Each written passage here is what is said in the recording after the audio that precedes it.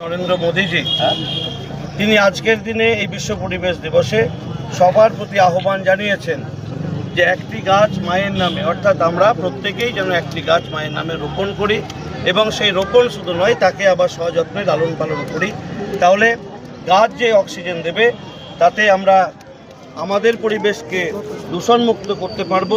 তার সঙ্গে সঙ্গে আমরা যেমন বৃক্ষরোপণ করে দূষণমুক্ত করতে চাইছি, ঠিক তেমনিভাবে প্লাস্টিক বর্জন, ঠিক তেমনিভাবেই আমরা ধোঁয়াজাত যে সমস্ত বিষয় থেকে ধোঁয়া অধিক পরিমাণে আসে সেগুলোকে পরিত্যাগ করতে পারি।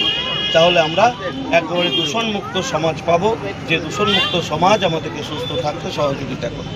তাই আজকের এই দিনে দাঁড়িয়ে সবার প্রতি আহ্বান করব যে আপনারা প্রত্যেকে নিজের বাড়িতে, নিজের বুথে একটি গাছ আজকে লাগাবেন। শুধু গাছটি মাটিতে লাগাবেন তাই নয়, সেই গাছকে সযত্নে লালন পালন করবেন। ফল গাছ হলে ফলও দেবে, অক্সিজেন দেবে, আর আমরা পরিবেশকে দূষণমুক্ত করতে পারব। তাই সবাইকে আমি আমার শুভেচ্ছা অভিনন্দন জানাচ্ছি। সবাই ভালো থাকবেন, সুস্থ থাকবেন। বন্দে জয় শ্রীরাম।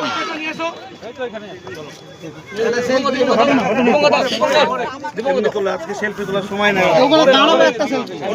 পরে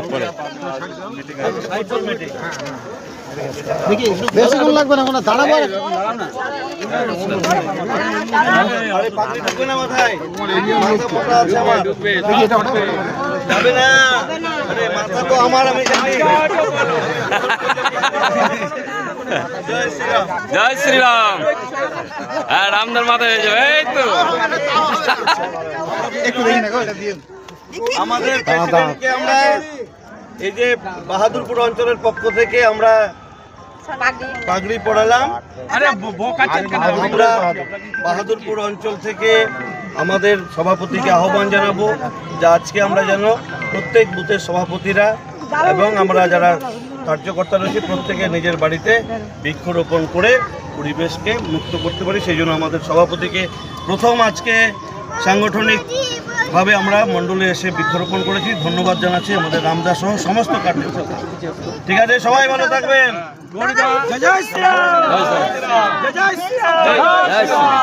চলুন এবার একটু চেয়ারম্যান যাবো। আরে বাবা রে, মোদি পেন নিয়ে আসছে। দেখি দাদা তোমার একটা দিনের সাইড। সকলকে নমস্কার। মিষ্টি খাওয়াতে হবে না, খাবো না, মিষ্টি খাবো না, মুখে ঠেকাচ্ছি ছবি তোলা।